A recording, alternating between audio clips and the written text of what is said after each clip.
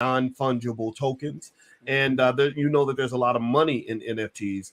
And today's guest is a woman named Teaila. Teaila.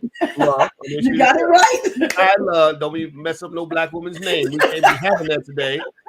And Teaila is really an expert in the NFT space. She's doing really big things. And so without further ado, I'd like to ask Teaila, how you doing today, sister? I'm doing fantastic. Thank you for having me. I appreciate you having me here today. I am so glad you're here, and it's so nice to meet you. And also, I want to welcome everybody that's coming into the chat. I see Rosalind in here, and the rest of you as you come in.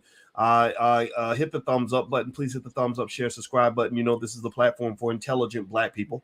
You ain't got to be intelligent. You just have to want to be intelligent. That's the first step toward becoming intelligent. And Rita Jackson, I see you. And everybody, I want you to write Teaila's name in the chat, right? Teaila, look at it, it's on the screen. It's on the screen. Teaila. Everybody spell it. Teaila. Spell that black woman's name because I want everybody to remember. So everybody write Teaila in the chat. All right, so Teaila, let's get started. So tell me about yourself. Where you live? Who are you? What do you do? I'm from California, born and raised here in California. So and love it. I'm not going anywhere unless it's somewhere to go that I can fish because I'm a fishaholic. Everybody be like, I love to fish. I will fish day and night. Really? Love it. All day, all night. Interesting. So how'd you get started fishing? What got you into that? My dad, early on, there's nine of us in my family. And, early on, we would just go fishing. Dad would take us in the motorhome. We'd go fishing, catch fish. I have some brothers and sisters be like, I'm not touching a worm. I did learn how to put my own worm on because I was not going to wait for him to have to come put my worm on and not be able to put the pole in the water. So, wow. Is your father still alive? No, he passed 2 years ago.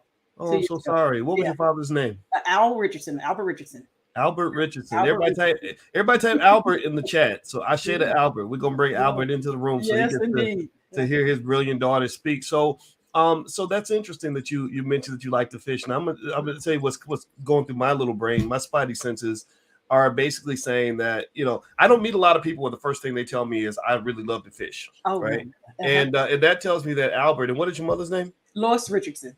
That Albert and Lois, it sounds to me like they raise children that don't think like everybody else. Is that somewhat accurate, or how would you describe the way you were raised by Albert and Lois? That's 1,000%. My dad had and mom very early on started their own business, whether it was a record store and different things like that. My mom used to sell wigs, but my parents always told us, "Hey, when we were thinking about whether we were going to go into the medical field, he'd be like, well, listen, own the hospital, don't work at the hospital."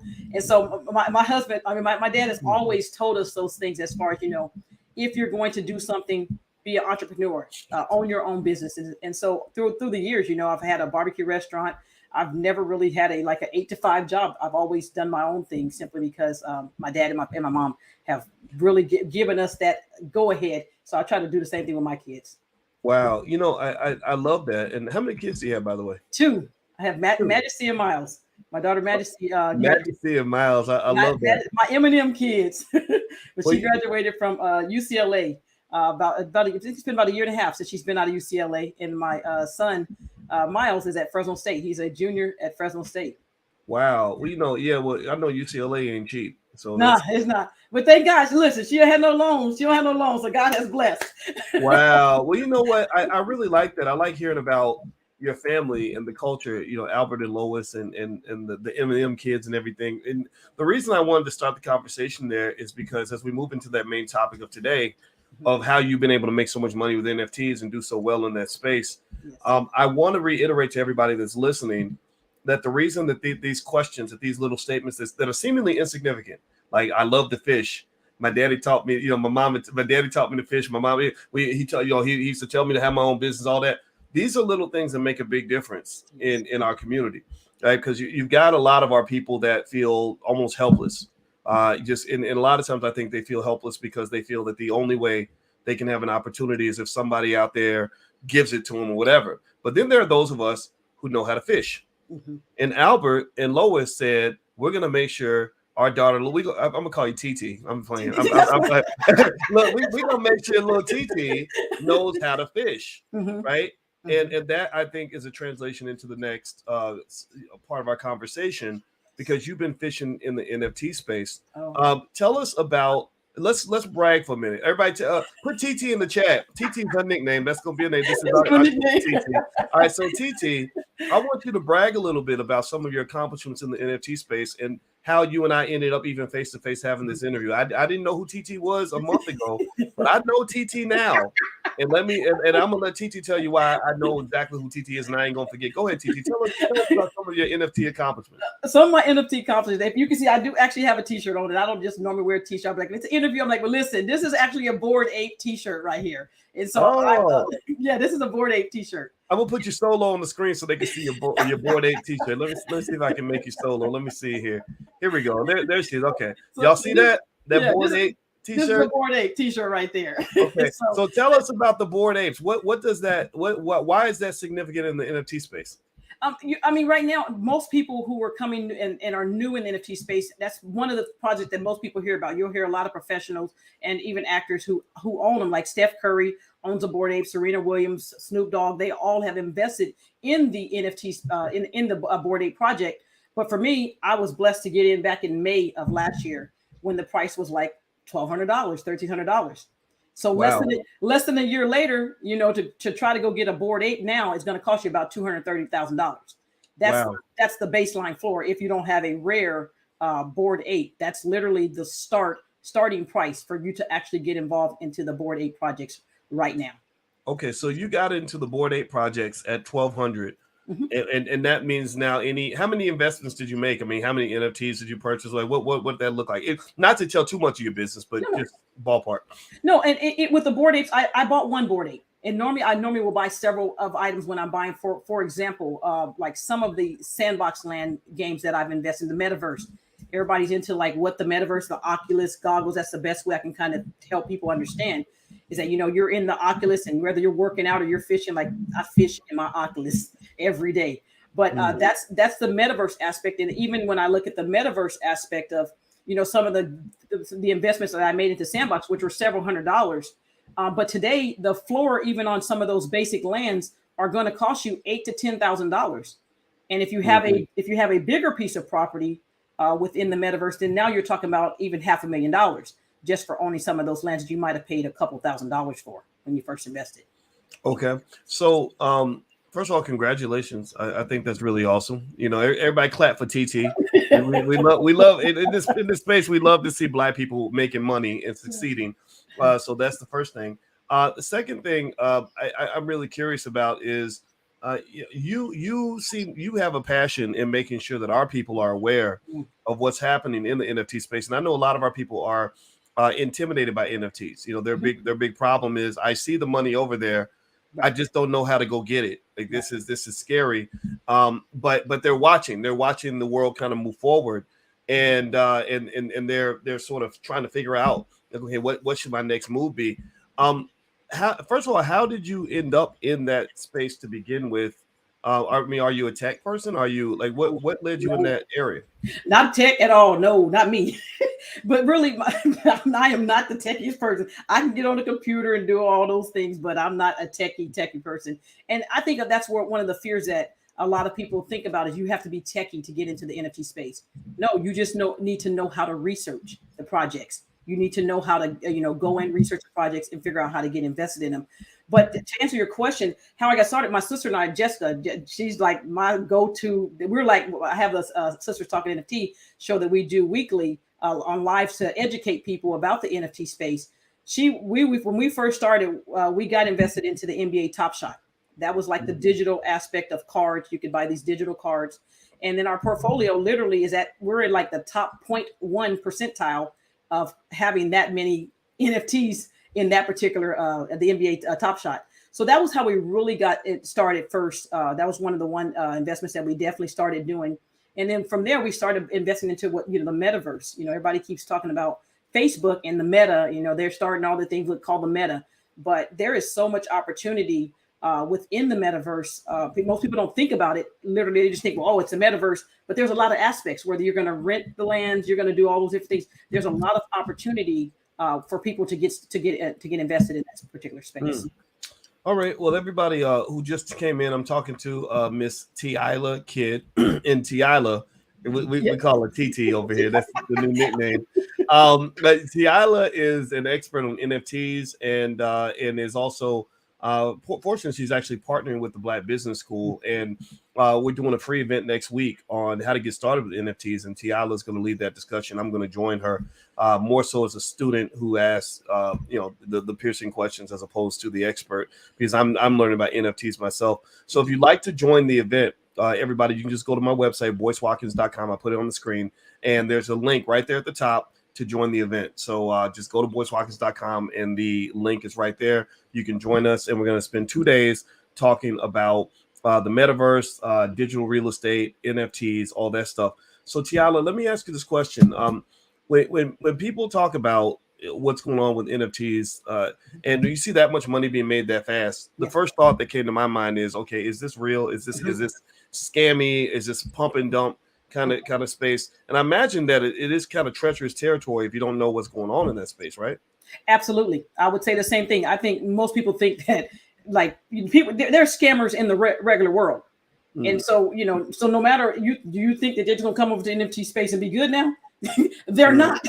And so but it is a way, as far as, you need to make sure you're getting educated to secure your stuff, whether you're going to buy the NFTs. Scammers all day long are going to do the same thing, whether it's people going into Discords. And I see it to happen pretty much every day. Someone new gets into the NFT space, joins a Discord group, gets a bogus link, buys something, and it's really a fake. But that's the importance of making sure you get educated, because NFTs drop every day, all day long. And so the importance of getting educated is the most thing, the biggest thing I can tell anyone. You have to get educated. You have to know how to go in and how to do the research. We teach a script. It's called the script method.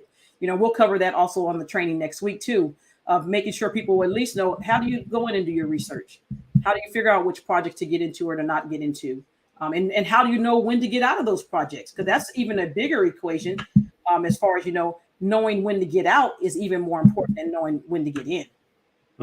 Okay. And so, it almost seems to me that the risk of ignoring the NFT space and ignoring the metaverse movement and ignoring digital real estate is that by the time you jump in, say 3, 4, 5 years later, everything's inflated in value and price, and it's very hard to get into that. Can you kind of I remember my teammate Chanel told me about you. One thing she said is TT. Well, she didn't call you TT. I'm gonna call you TT. It is okay, right? It's okay if I call you TT. Yeah, okay. So she said that TT wants to really hurry up and do this class because things are changing so fast. Can you kind of speak to that in terms of the urgency of jumping into this space before it gets too convoluted? I will. In one aspect, I'll talk to you along the line of just even with the land.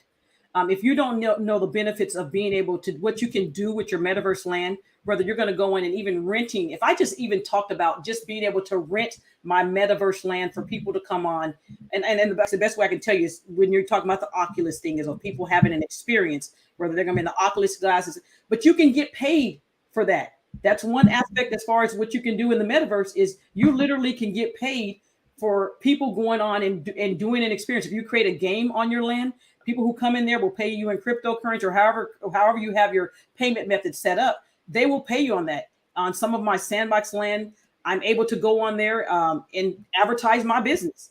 If I want people to continue to come to my website, I can go on there, put my website on there. They'll click my link and go to my website. So it's another avenue of being able to get funds in that way. And then the most important one is, if I don't want to do anything, because like in real life, I really own regular rentals and I own Airbnbs. There is no money like the metaverse money. I don't have no toilets.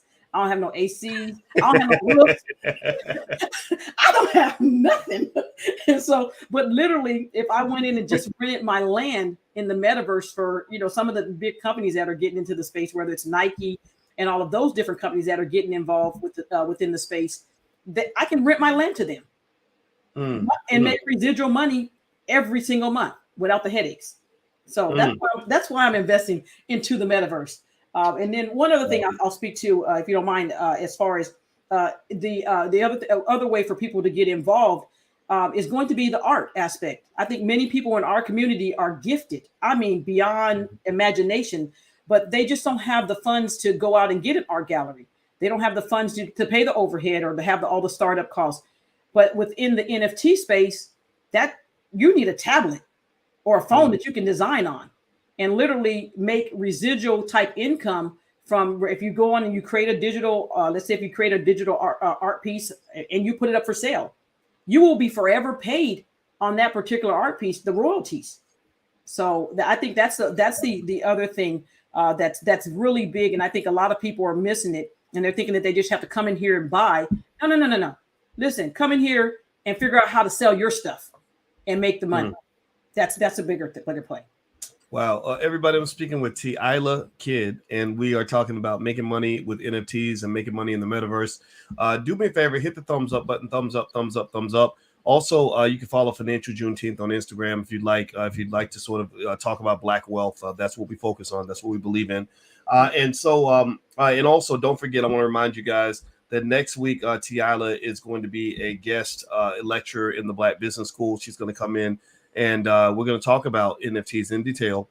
And she's going to talk about how the game works, how to get involved, stuff like that. So if you want to join us for this special event next week, just go to boycewatkins.com. The link, I put it right there at the top of my website, right there at the top. And you can join us for the event. So Teaila, let me ask you about your family again. Okay, so you said you invest with your sister.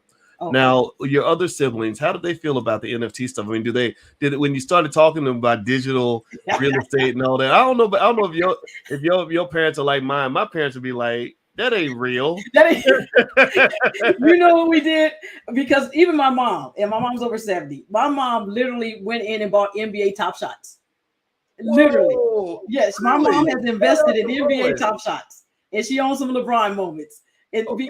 Because what we did with our family, my sister Jessica and I, we literally got everybody on the family like, hey, listen, we've been trying to tell you guys to buy these packs of cards. They're $10 or they're $100. We're telling you to buy the cards. No one would, they would buy. And we're like, oh, I got to it. Maybe I didn't get to it. So we got on a family Zoom call. We were like, listen, we're going to open up a couple of packs of cards for y'all.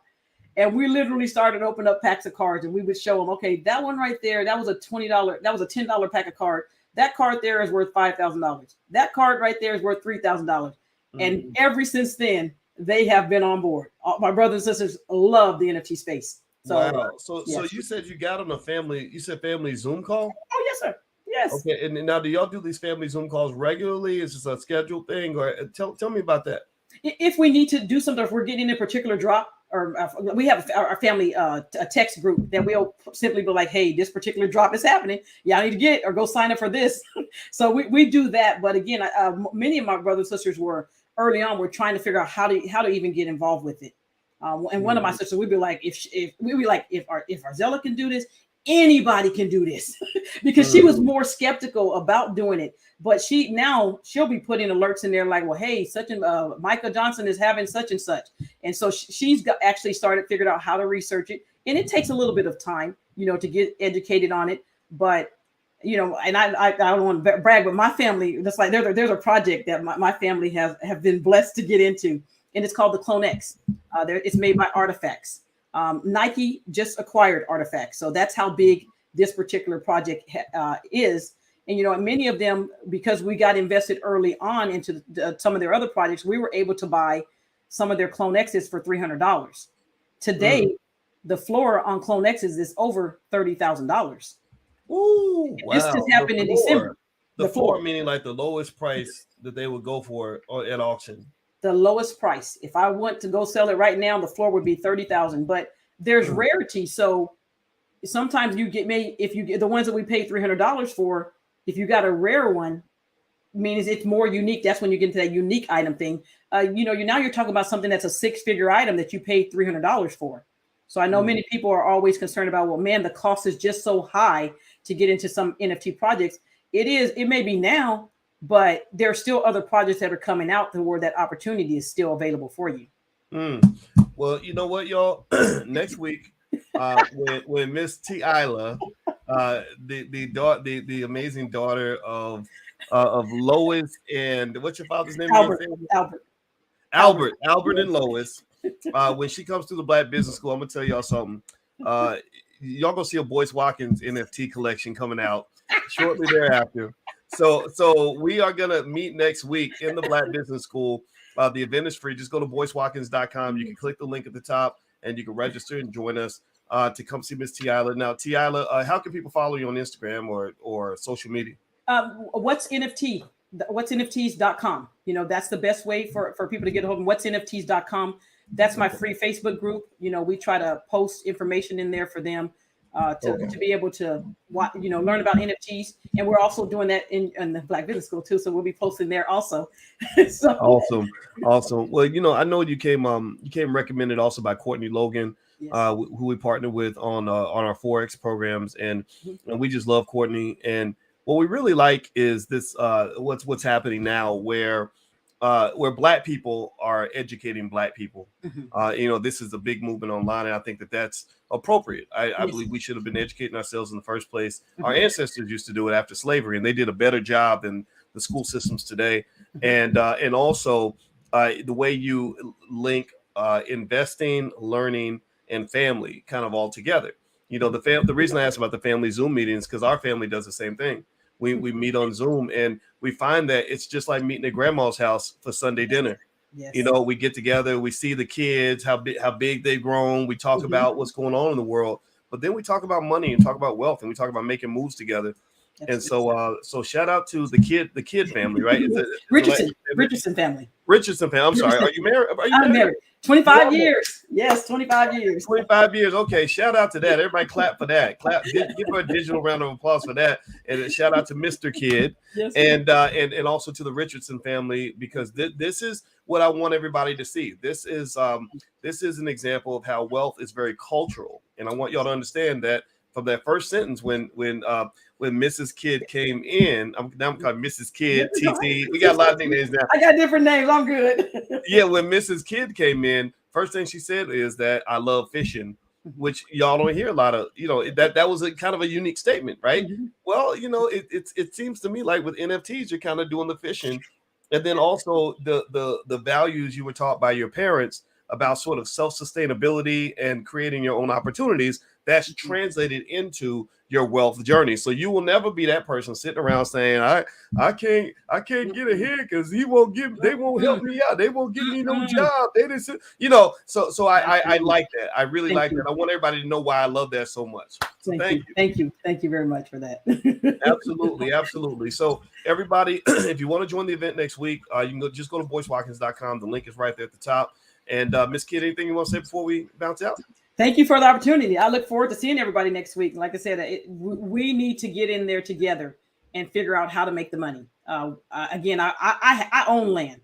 I don't want to have to rent you my land. I want you to own some land and be renting it to somebody else.